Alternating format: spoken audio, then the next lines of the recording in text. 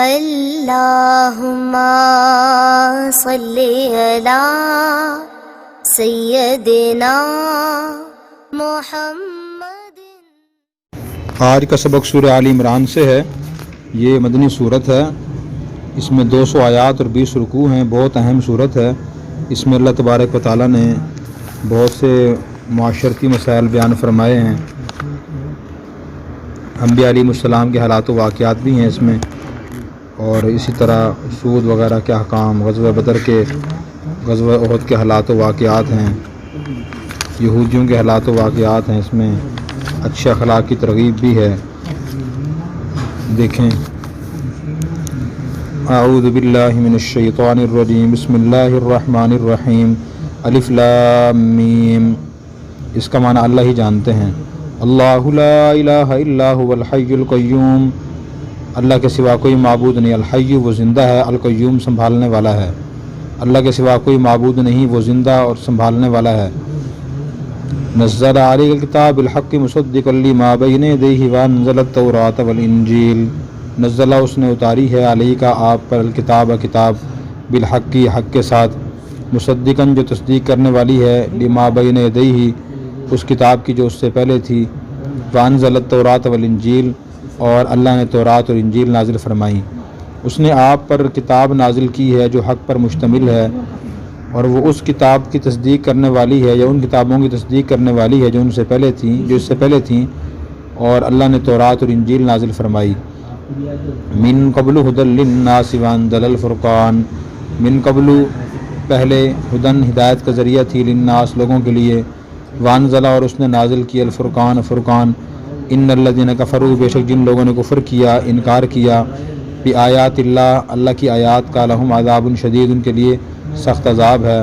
واللہ عزیز ذو انتقام، اور اللہ تعالیٰ عزیز غالب ہیں، ذو انتقام انتقام لینے والے ہیں۔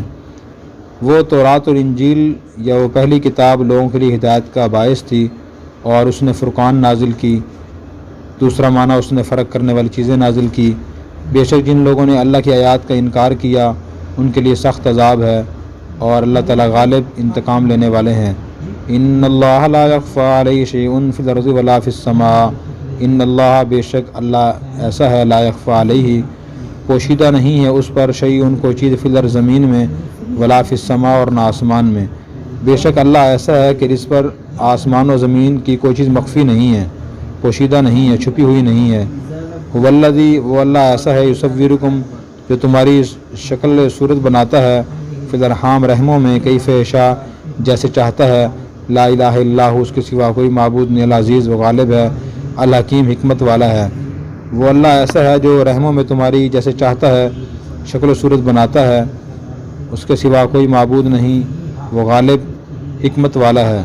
هو الذی، اسی نے، انزل نازل کی، علیک آپ پر، الکتاب کتاب، منہ اس کتاب میں سے، آیات کچھ آیات، محکمات مضبوط ہیں، ہننا وہی، اصل ہیں، الکتاب کتاب کی، وآخر اور دوسری کچھ آیات، متشابہات ہیں، ملتی جلتی ہیں۔ فاما الذین، بہرحال وہ لوگ، فی قلوبہم جن کے دلوں میں، زیغ ٹیڑھا پن ہے، فیتبعون اور پیروی کرتے ہیں، ما تشابہ منہ ان آیات کی جو متشابہ ہیں ان میں سے، ابتغاء الفتنہ فتنہ تلاش کرنے کے لیے، ابتغاء تعویلی اور اس کی تعویل تلاش کرنے کے لیے، وما یعلم تعویلا اور نہیں جانتا اس تعویل کو یا مطلب کو، الا اللہ مگر اللہ، والراسخون اور جو مضبوط ہیں، فی العلم علم میں، یقولون وہ کہتے ہیں، آمنا بھی ہم اس پر ایمان لے آئے، کل من عند ربنا یہ سب ہمارے رب کی طرف سے ہیں، وما یتذکر الا اولو الالباب اور نصیحت حاصل نہیں کرتے مگر عقل والے۔ وہی اللہ ہے جس نے آپ پر کتاب نازل کی، اس میں سے کچھ آیات تو مضبوط ہیں، محکم ہیں، وہی اصل کتاب ہیں، یہ کتاب کی بنیاد ہیں، اور دوسری کچھ آیات متشابہ ہیں، ملتی جلتی ہیں۔ بہرحال جن کے دلوں میں ٹیڑھا پن ہے وہ کتاب کی ان آیات کی پیروی کرتے ہیں جو متشابہ ہیں، اور یہ پیروی فتنہ تلاش کرنے کے لیے اور اس کا مطلب تلاش کرنے کے لیے کرتے ہیں، اور اس کا مطلب اللہ ہی جانتے ہیں۔ اور جو علم میں مضبوط ہیں وہ یہ کہتے ہیں کہ ہم اس پر ایمان لے آئے، یہ سب ہمارے رب کی طرف سے ہیں، اور عقل والے ہی نصیحت حاصل کرتے ہیں۔ ربنا اے ہمارا رب، لا تزغ نہ ٹیढ़ا کیجیے قلوبنا ہمارے دلوں کو بعد اذ ہدیتنا اس کے بعد کہ آپ نے ہمیں ہدایت دی، وہب لنا اور ہمیں عطا فرمانا من لدن کا اپنی طرف سے رحمتاً رحمت، انک انت الوہاب بے شک آپ بہت ذرا عطا فرمانے والے ہیں۔ اے ہمارے رب آپ نے ہمیں جو ہدایت دی ہے اس کے بعد ہمارے دلوں کو ٹیढ़ا نہ فرمانا اور اپنی طرف سے ہمیں رحمت عطا فرمانا، بے شک آپ بہت ذرا عطا فرمانے والے ہیں۔ ربنا اے ہمارے رب انک جامع الناس بے شک آپ لوگوں کو جمع کرنے والے ہیں، لیوم اس دن میں لا ریب فیہ اس میں کوئی شک نہیں ہے، ان اللہ لا یخلف المیعاد بے شک اللہ تعالیٰ وعدے کی خلاف ورزی نہیں کرتے۔ یہ سورہ آل عمران کی کچھ جو ابتدائی آیات ہیں ان کا پس منظر و شان نزول یہ ہے کہ نبی کریم صلی اللہ علیہ وسلم خدمت میں نجران ایک علاقہ تھا عیسائیوں کا، وہاں سے کچھ عیسائی وفد آئے تھے حضور کے پاس اور آپ سے وہ ایک طرح سے بحث اور مناظرہ کرنے کے لیے آئے تھے۔ ان میں ایک پادری بھی شامل تھا، ان کا مذہبی پیشوا بھی تھا اور ایک سردار بھی تھا، 3 بڑے آدمی تھے اور باقی وفد کے چھوٹے آدمی تھے، اور وہ آپ سے اس موضوع پر بات چیت کرنے آئے تھے، یہ بحث کرنے مناظرہ کرنے آئے تھے کہ ہم ثابت کریں گے کہ عیسیٰ علیہ السلام اللہ کے بیٹے ہیں یا معاذ اللہ عیسیٰ علیہ السلام خدا ہیں۔ تو وہ جب نہ آئے تو اللہ تعالیٰ نے یہ آیات نازل فرمائیں، اللہ لا الہ الا ہو اللہ کے سوا کوئی معبود نہیں ہے۔ تو عیسیٰ علیہ السلام بھی خدا نہیں ہیں، اللہ کے بندے تھے۔ الحی القیوم اس کی دلیل یہ ہے کہ ساری کائنات کو سنبھالنے والا اور زندہ رکھنے والا اور خود آخرت تک زندہ رکھنے والا اللہ ہے، جبکہ عیسیٰ علیہ السلام کے بارے میں عیسائی یہ کہتے ہیں کہ ان کو معاذ اللہ سولی پہ لٹکا دیا گیا تھا۔ ہمارا عقیدہ ایک سولی پہ لٹکایا نہیں گیا تھا بلکہ اللہ تعالیٰ نے برفعہ اللہ علیہ ان کو آسمان پہ اٹھا لیا تھا، اس وقت زندہ ہیں، قرب قیامت میں دوبارہ تشریف لائیں گے، دجال و قتل کریں گے اور پھر دنیا میں حکومت کریں گے اور پھر آخر میں نبی کریم صلی اللہ علیہ وسلم روزہ مبارک میں قبر جگہ باقی ہے وہاں دفن ہو جائیں گے۔ ہمارا عقیدہ یہ ہے۔ فرمایا کہ اللہ تو وہی ہے الحی جو خود بھی زندہ ہے اور آخر تک زندہ رہے گا، القیوم سب کو سنبھالنے والا ہے۔ اے عیسائیوں تمہارے عقیدے کے مطابق تو عیسیٰ علیہ السلام خود کو سنبھال نہیں سکے، اور تمہارے عقیدے کے مطابق ان کو اصولی پہ چڑھا دیا گیا۔ جو آدمی اصولی پہ چڑھ جائے خود کو نہ سنبھال سکے وہ مخلوق کیا سنبھالے گا، وہ خدا کیسے ہو سکتا ہے۔ پھر اس کے بعد اللہ تعالیٰ نے فرمایا کہ اللہ تعالیٰ نے آپ یعنی نبی کریم صلی اللہ علیہ وسلم پر یہ کتاب قرآن کریم نازل کی ہے اور یہ بالکل حق سچ پہ مشتمل ہے۔ جن واقعات کی اطلاع دی گئی ہے، جن احکام کا حکم دیا گیا ہے وہ سارے سچے اور حق ہیں۔ مصدق لما بین یدیہ اللہ تعالیٰ کی یہ کتاب اپنے اس پہلی کتاب کی تصدیق کرنے والی ہے۔ پہلی کتاب کون سی تھی؟ انجیل تھی، حضرت عیسیٰ علیہ السلام پہ نازل ہوئی تھی۔ اللہ نے انجیل میں نازل فرمائی تھی، تورات میں نازل فرمائی تھی۔ قرآن کریم نازل ہونے سے پہلے اپنے وقت میں انجیل لوگوں کے لیے ہدایت کا ذریعہ تھی، پھر اس کے بعد جب انجیل آ گئی تو پھر انجیل لوگوں کی ہدایت کا ذریعہ تھی۔ وانزل الفرقان اللہ نے فرقان نازل کی ہے۔ فرقان سے مراد قرآن کریم بھی ہو سکتا ہے اور فرقان سے مراد حق و باطل فرق کرنے والی چیزیں بھی ہو سکتی ہیں۔ بعض مفسرین نے فرمایا اس سے مراد انبیاء علیہ السلام کے معجزات ہیں کہ اللہ تعالیٰ معجزہ دیتے ہیں جس سے اہل ایمان سمجھ جاتے ہیں کہ واقعی یہ شخص اللہ کے نبی ہیں اور یہ کوئی جادوگر نہیں ہے، معاذ اللہ کوئی جادوگر نہیں ہے اور کوئی اور آدمی نہیں، عام آدمی نہیں ہے۔ پھر فرمایا کہ جن لوگوں نے اللہ کی آیات کا انکار کیا ان کے لیے سخت عذاب ہوگا۔ اللہ تعالیٰ سخت انتقام لینے والے بھی ہیں۔ تو اللہ تعالیٰ صرف غفور رحیم نہیں ہیں، انتقام لینے والے بھی ہیں۔ غفور رحیم کن کے لیے ہیں؟ معاف کرنے والے ان کے لیے جو توبہ کریں۔ قرآن کریم وَإِنِّي لَغَفَّارٌ لِمَن تَابَ وَآمَنَ صَالِحًا ثُمَّ اهْتَدَىٰ بے شک میں بہت ذرا معاف کرنے والا ہوں۔ کس کو؟ اس کو جو توبہ کرے، وآمن ایمان لے آئے، وعمل صالحا نیک اعمال بھی کرے، اس کو اللہ تعالیٰ معاف کرنے والے ہیں۔ یہ بات اچھی طرح ذہن نشین کر لیں۔ اور جو لوگ ایمان نہیں لاتے یا ایمان لے آتے ہیں اس کے بعد پھر اچھے اعمال نہیں کرتے، گناہوں میں مبتلا رہتے ہیں، ان کے لیے کیا فرمایا؟ واللہ عزیز ذو انتقام آپ کا رب غالب ہے، انتقام لینے والا ہے۔ ان بطش ربک لشدید بیشتر رب کی پکڑ بڑی سخت ہے، وہ قہار بھی ہے، وہ جبار بھی ہے، وہ اس کی ساری صفات ہیں یہ، اور ہر صفت اپنے موقع پر ظاہر ہوتی ہے اور کام کرتی ہے۔ پھر اس کے بعد فرمایا کہ اللہ تعالیٰ پر زمین و آسمان میں کوئی چیز مخفی نہیں ہے، ہر چیز اللہ کے سامنے ہے، کوئی چیز مخفی نہیں ہے۔ ہمارے دلوں میں جو راز آتے ہیں وہ خیالات آتے ہیں ان کو اللہ جانتے ہیں۔ واللہ علیم بذات الصدور قرآن کریم میں ہے نا کہ اللہ دل کے رازوں سے واقف ہیں۔ جو خیال ابھی 1 سال کے بعد ہمارے دل میں آنا ہے ہمیں تو معلوم نہیں ہے، اللہ کو پہلے سے معلوم ہے۔ پھر اس کے بعد فرمایا کہ هو الذی یصورکم فی الارحام کیف یشاء اللہ جو چاہتے ہیں ویسے تمہاری شکل صورت بناتے ہیں ماں کے رحم میں، اور یہ بھی اللہ کی عجیب کاریگری ہے۔ دنیا کی جتنی مشینیں بنتی ہیں وہ آنکھوں کے سامنے بنتی ہیں، کھلے ماحول میں بنتی ہیں، کوئی مشین دیکھ لیں آپ، کپڑا سینے والی مشین ہے، دھونے والی مشین ہے، قیمہ نکالنے والی مشین ہے، پنکھا ایک مشین ہے، جتنی مشینیں وہ سامنے بنتی ہیں، ہاتھ وہاں استعمال ہوتے ہیں، لیکن بندہ جو بنتا ہے، جاندار جو بنتا ہے ماں کے رحم میں، وہ کس سے بنتا ہے؟ پانی سے بنتا ہے۔ خلق من الماء کل شیء حی، اللہ نے ہر جاندار کو پانی سے پیدا کیا ہے۔ اب اسی ایک منی قطرہ ہے، مادہ منوی ہے، اس سے جانور ہی پیدا ہو رہا ہے، انسان ہی پیدا ہو رہا ہے، پھر انسان جو پیدا ہو رہا ہے تو اس کے اسی پانی سے اس کے سفید بال ہی بن رہے ہیں، اس کے سفید آنکھوں کے اندر جو سفیدی ہوئی بن رہی ہے، دانت بھی اس سے پیدا ہوتے ہیں، سفید ناخن ہی بن رہے ہیں، اس کے متضاد چیزیں بن رہی ہیں، گوشت اور پٹھے نرم وہی بن رہے ہیں، اور ہڈیاں سخت ہیں وہی بن رہی ہیں۔ اچھا کان ہی بن رہے ہیں، اس سے ناک ہی بن رہے ہیں، آنکھیں ہی بن رہی ہیں، ہونٹ ہی بن رہے ہیں، زبان بھی اس سے بن رہی ہے، زبان گوشت کا ٹوکڑا ہے، اس میں اللہ نے بولنے کی طاقت رکھ دی، کان جانا بھی گوشت ہے، اس میں سننے کی طاقت رکھ دی، ہاتھ بھی گوشت ہے، اس میں پکڑنے کی طاقت رکھ دی۔ حیران کن چیز نہیں ہے، آنکھ بھی ایک گوشت کی طرح کی ہے، وہی پانی سے پیدا ہوئی ہے، اس میں اللہ نے دیکھنے کی طاقت رکھ دی ہے۔ دماغ بھی ایک اسی پانی سے پیدا ہوا ہے، تو سوچنے کی صلاحیت رکھ دی۔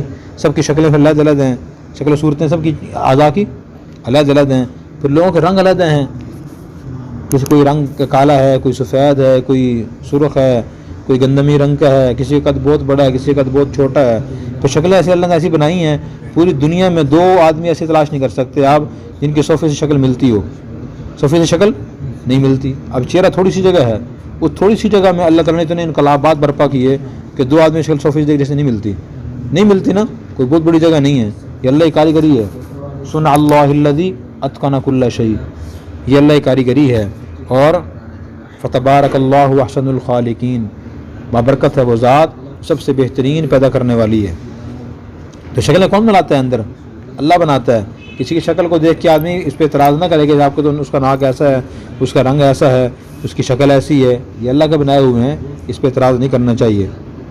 نہ اپنی شکل سے انسان ناراض ہو کہ اللہ مجھے اتنا خوبصورت پیدا کیوں نہیں کیا، ایسا کیوں کیا؟ اللہ نے جو بنایا وہ ٹھیک بنایا ہے، اور انسان کو خوبصورت بنایا ہے۔ پھر اس کے بعد فرمایا کہ لا الہ الا ہو، جو شکلیں بناتا ہے رحموں میں، عیسیٰ علیہ السلام شکل بھی انہوں نے بنائی تھی، اللہ نے بنائی تھی، وہ اللہ ہے، وہ غالب ہے، حکمت والا ہے۔ اس کے بعد جو آیت نمبر 7 ہے، یہ بہت اہم ہے، اس کی تشریح سمجھنے والی ہے، وہ تشریح سمجھ لیں۔ اللہ تعالیٰ نے فرمایا کہ اللہ نے آپ پر کتاب قرآن نازل کی، کچھ آیات اس کی محکم ہیں اور وہی اصل کتاب ہیں، اور کچھ آیات متشابہات ہیں جن کا مفہوم ملتا جلتا ہے، یہ مفہوم واضح نہیں ہے۔ پھر اس کے بعد فرمایا کہ جو بعض لوگ ان دنوں میں ٹیڑھا پن ہے، وہ متشابہ آیات کے پیچھے پڑتے ہیں۔ کیوں پڑھتے ہیں؟ فتنہ برپا کرنے کے لیے، فتنہ تلاش کرنے کے لیے، اور اس کا مطلب جاننے کے لیے، حالانکہ ان کا صحیح مطلب اللہ ہی جانتے ہیں۔ جو علم میں مضبوط لوگ ہیں وہ یہ کہتے ہیں کہ ان پر ایمان لے آئے، سب کچھ ہمارے رب کی طرف سے ہے، عقل والے نصیحت حاصل کرتے ہیں۔ تو 2 قسم کی آیات اللہ نے بیان فرمائی ہیں، ایک محکم، دوسرا متشابہ۔ محکم آیات وہ ہیں جن کا مفہوم بالکل واضح ہوتا ہے، اور اللہ تعالیٰ نے عبادات اور عقائد اور دوسرے احکام انہی آیات میں بیان فرمائے ہیں، آیات محکمات میں۔ ان پر تفصیل سے ایمان لانا ضروری ہے، یہ آیات واضح ہوتی ہیں، ان کا مفہوم متعین ہوتا ہے، اس میں کوئی ابہام اور اشکال نہیں ہوتا، پیچیدگی نہیں ہوتی۔ کچھ آیات متشابہ ہوتی ہیں۔ متشابہ آیات کون سی ہیں؟ جن کا مفہوم تو واضح نہیں ہوتا، جیسے حروف مقطعات ہیں، ٹھیک ہے، یا ان کے ایک سے زیادہ معنی ہو سکتے ہیں۔ تو جو متشابہ آیات ہیں اور جن کا معنی مفہوم بالکل واضح نہیں ہے، تو ان پر اجمالی ایمان لانا ضروری ہے۔ وہ کون سی چیزیں حروف مقطعات ہیں؟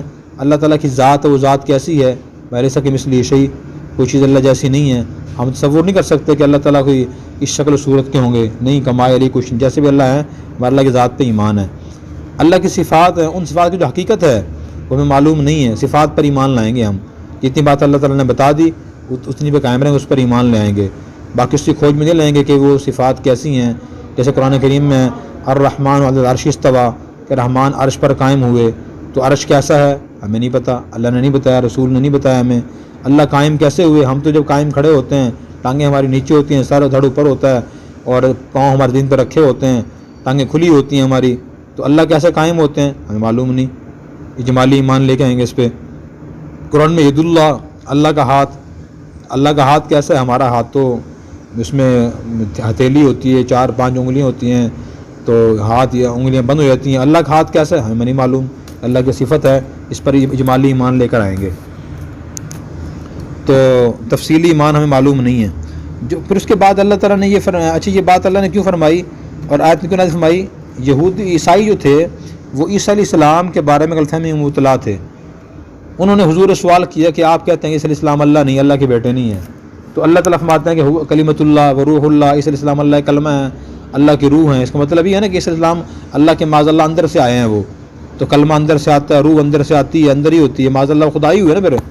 تو اللہ تعالیٰ نے فرمایا کہ نہیں، دیکھیں جو اس طرح کی آیات ہیں نا متشابہات ہیں، ان کا معنی مفہوم سمجھنے کے لیے جو محکم آیات ان کو دیکھنا پڑے گا. جو معنی مفہوم آپ بیان کر رہے ہیں وہ صحیح معنی مفہوم نہیں ہے. ان کا صحیح معنی مفہوم یہ ہے کہ عام انسان کی پیدائش میں دو چیزوں کا دخل ہوتا ہے.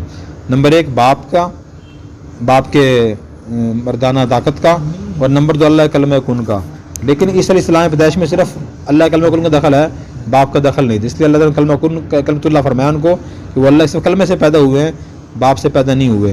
اس لیے ان کو روح اللہ فرمایا کہ اللہ نے خاص روح ڈالی ہے ان کے اندر. باقی یہ مطلب نہیں کہ اللہ نے روح ڈال دی ان کے اندر اور معاذ اللہ خدا بن گئے. تو اس کی دلیل کیا ہے کہ وہ خدا نہیں ہے؟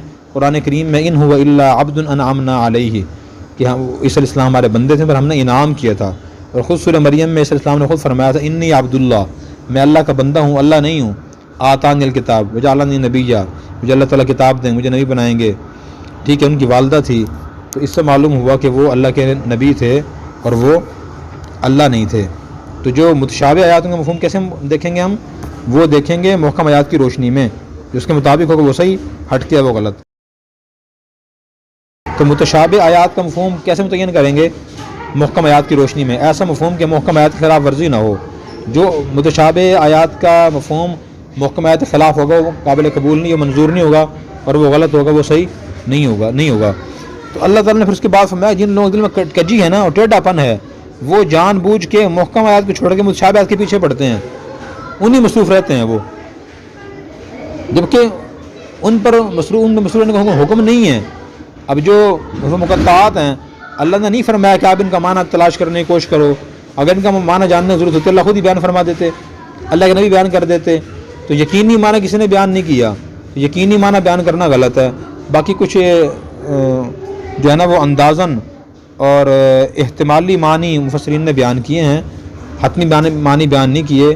تو وہ بیان کر سکتے ہیں شاید اس کا معنی یہ ہو، شاید اس کا معنی یہ ہو. یقینی معنی اللہ کو ان کے معلوم ہے. اس میں ہمارے لیے سبق بھی ہے. آج بھی ہمارے بہت سے مسلمان نا دین کی جو اختلافی مسائل میں پڑے رہتے ہیں ہر وقت. تو جو محکم مسائل ہیں، محکم احکام میں کوئی اختلاف نہیں ہے. جیسے 5 وقت کی نماز فرض ہے، فجر کی 2 رکعتیں فرض ہیں، ظہر کی 4 ہیں، مغرب کی 3 ہیں، اس میں اختلاف نہیں ہے. تو ہمیں ان میں توجہ دینی چاہیے، ان کو پڑھنا پڑھانا چاہیے، سمجھانا چاہیے. لیکن بعض لوگ اختلافی مسائل پیچھے پڑ رہتے ہیں. ہاتھ کہاں باندھیں؟ ناف کے اوپر باندھیں، نیچے باندھیں.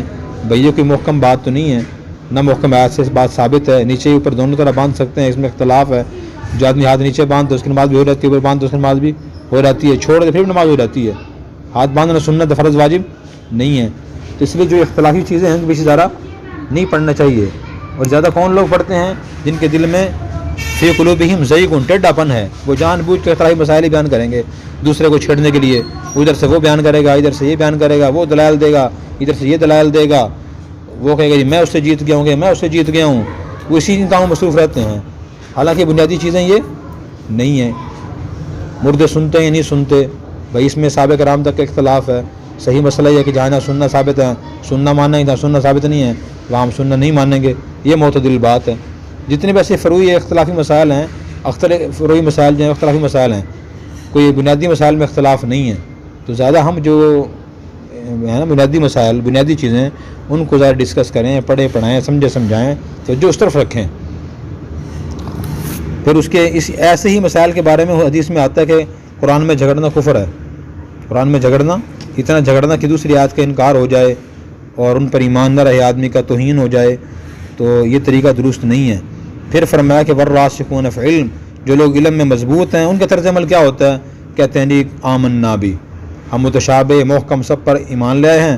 قل کل من عند ربنا، سب ہمارے رب کی طرف سے آئے ہیں یہ. پھر فرمایا کہ وما یذکر الا اولو الالباب، لیکن نصیحت تو عقل والے ہی حاصل کریں گے. جن میں عقل نہیں ہے، جن کا مطلب فتنہ فساد برپا کرنا ہے، تو وہ نصیحت حاصل نہیں کریں گے، بلکہ وہ اسی طرح جھگڑتے رہیں گے. یہ دین کا حصہ ہے جی. یہ دیکھو دین کی خلاف ورزی ہو رہی ہے، دینی احکام کا انکار کیا جا رہا ہے. اس سے مضبوط باتیں وہ چھیڑیں گے نہیں، لیکن جن میں اختلاف ہے ان میں پڑھ رہے ہیں ہر وقت. اس لیے بھائی یہ بڑی اہم نصیحت ہے. حضرت تھانوی رحمۃ اللہ علیہ کا بھی ارشاد، انہوں نے فرمایا کہ جس اختلافی مسئلے کو بیان کرنے سے مسائل پیدا ہوں وہ آپ بیان نہ کریں. اس طرح علماء کرام جو بزرگان دین ہیں وہ فرماتے ہیں کہ اسٹیج اور ممبر پہ اختلافی مسائل بیان نہیں کرنے چاہیے. جو بندہ اسٹیج ممبر پہ اختلافی مسائل بیان کرتا ہے اس میں مسائل پیدا ہوں گے. مجمع میں ہر طرح کا آدمی ہے, اس میں ہر مسلک کا آدمی بھی ہوتا ہے, ہر نظریے کا آدمی ہوتا ہے, تو جو اختلافی مسائل ہیں وہاں بیان نہیں کرنے چاہیے. کسی کو غلط فہمی اگر ہے, کوئی تسلی کرنی ہے, لازمی میں کسی عالم دین کے پاس جائے, ان سے پوچھ لے میرے ذہن میں یہ اشکال اعتراض ہے جی, اور سمجھنے کی نیت سے, بحث کرنے کی نیت سے نہیں. وہ جواب دے رہے ہیں, اس جواب پہ غور کرے, سوچے, بات سمجھ آ رہا ہے تو بس قبول کر لے اسے, سمجھ آ رہا ہے تو ادب سے دوبارہ عرض کر دے. یہ سمجھنے کا صحیح طریقہ ہے. غلط طریقہ کیا ہے کہ کسی عالم دین کے پاس انہوں نے جواب دیا, بات پوری سمجھ نہیں, بات پوری ہوئی نہیں, دوبارہ ایک اور اعتراض جڑ دیا, انہوں نے پھر بات پوری نہیں کی, پھر تیسرا سوال کر دیا, وہ بات پوری نہیں, چوتھا سوال کر دیا. یہ اس انداز کیا بتاتا ہے کہ بندہ لڑنے جھگڑنے کے لیے آیا ہے کہ سمجھنے کے لیے نہیں آیا. پھر اس کے بعد ہمیں دعا سکھائی, یا اللہ آپ نے ہمیں ہدایت دے دی ہے, ہمارے دل ٹیڑھے نہ کرنا, ہمارے دل ٹیڑھے نہ کرنا, ہمیں رحمت عطا فرمانا, بے شک آپ یہ عطا فرمانے والے ہیں. نبی کریم صلی اللہ علیہ وسلم بھی دعا کرتے تھے, یا مقلب القلوب ثبت قلوبنا علی دینک. دوسری آیت میں یا مقلب القلوب ثبت قلوبنا علی طاعتک, اے دلوں کو پھیرنے والے ہمارے دلوں کو دین کی طرف پھیر دے, اپنی اطاعت کی طرف پھیر دے. یا مصرف القلوب قلوب صرف قلوبنا الی طاعتک, یا اللہ ہمارے دلوں میں اطاعت کی طرف پھیر دے, لڑائی جھگڑوں کی طرف نہ پھیر. سمجھ آ رہی ہے؟ یہ بہت اہم بات, اس کو ذہن نشین کر لیں اچھی طرح, کہ جو اختلافی مسائل میں زیادہ آپ مبتلا نہ ہوں. جو متفق علیہ مسائل ہیں ان کی طرف آئیں. قرآن کریم میں بھی آگے آ رہا ہے اسی صورت میں, قل یا اہل الکتاب تعالوا الی کلمۃ سواء بیننا وبینکم, اہل کتاب تم ان باتوں کی طرف آ جاؤ اور ہم سے معاہدہ کر لو جو ہمارے ذہن میں مشترک ہیں, متفق علیہ میں اختلاف نہیں ہے, ہم آپس میں معاہدہ کر لیتے ہیں لیکن عمل کریں گے ہم. اور آپ کو بھی اللہ جہاں بیان کرنے کا موقع دے تو کون سے مسائل بیان کریں گے آپ؟ اختلافی مسائل. دوسرے مسئلہ کا ہم سے اختلاف ہے, کوئی بات نہیں سنے گا آپ کی, اور یہ بات نبی کی تعلیمات کے بھی خلاف ہے. پیچھے حدیث آپ نے پڑھ لی ہے, نبی کریم صلی اللہ علیہ وسلم نے جب معاذ اللہ کو یمن بھیجا, حضرت معاذ کو, ان کو ہدایت دی تھی کیسے دین سکھانا ہے. آپ نے یہ فرمایا تھا کہ آپ اہل کتاب کی قوم کے پاس جاؤ گے, سب سے پہلے ان کو دعوت دینا کہ وہ گواہی دیں کہ اللہ کے سوا کوئی معبود نہیں. فَإِنْهُمْ أَطَاعُوا لَكَ, اگر وہ اس بات میں آپ کی بات مان لیں, پھر انہوں نے کہنا کہ وہ گواہی دیں کہ محمد اللہ کے رسول ہیں. فَإِنْهُمْ أَطَاعُوا لَكَ, اگر وہ اس بات میں آپ کی اطاعت کریں, پھر انہیں کہنا کہ اللہ تعالیٰ نے تم پر دن رات 5 نمازیں فرض کی ہیں. اگر وہ تمہاری اس بات میں اطاعت کر لیں اور عمل شروع کر دیں, پھر انہیں بتانا کہ ان اللہ فرض علیکم الصدقہ, یا زکوٰۃ تم میں اللہ نے زکوٰۃ فرض کی ہے, تؤخذ من اغنیائکم وترد علی فقرائکم, تمہارے مالداروں سے لی جائے گی, تمہارے غریب لوگوں کو دی جائے گی. تو آپ نے دین پھیلانے کا, سیکھنے سکھانے کا, دیکھیں یہ طریقہ بتایا ہے کہ دین سیکھنے کا طریقہ یہ ہے, سکھانے کا طریقہ یہ ہے. سب سے پہلے جو دین کے فرائض واجبات ہیں ان کی دعوت دی جائے, ان کو سکھائے جائیں, وہ سیکھے جائیں. یہ سب سے پہلے آپ سیکھیں, بتائیں میں ہاتھ کہاں بند ہوں, نماز میری سینے بند ہوں یا ناف کے نیچے بند ہوں, میرا فیضان کروں یا نہ کروں, یہ بنیادی چیز نہیں ہے, وہ فرض ہی نہیں ہے. سمجھ آ رہی ہے؟ تو یہ طریقہ ہے دین سیکھنے سکھانے کا. پھر اس کے بعد فرمایا ربنا انک جامع الناس لیوم لا ریب فیہ, اے ہمارا رب بے شک آپ قیامت دن لوگوں کو جمع کریں گے, اس میں کوئی شک نہیں ہے, اور بے شک آپ وعدے خلاف ورزی نہیں کرتے, اس دن ہمیں رسوا نہ کرنا. ٹھیک ہے, ہمارا ایمان اللہ اٹھائیں گے. دعا یہ ہے کہ اللہ تعالیٰ ہمیں اس دن نیک لوگوں کے ساتھ اٹھائیں. اللہ تبارک و تعالیٰ قرآن کریم سمجھ کر عمل کرنے کی توفیق عطا فرمائے.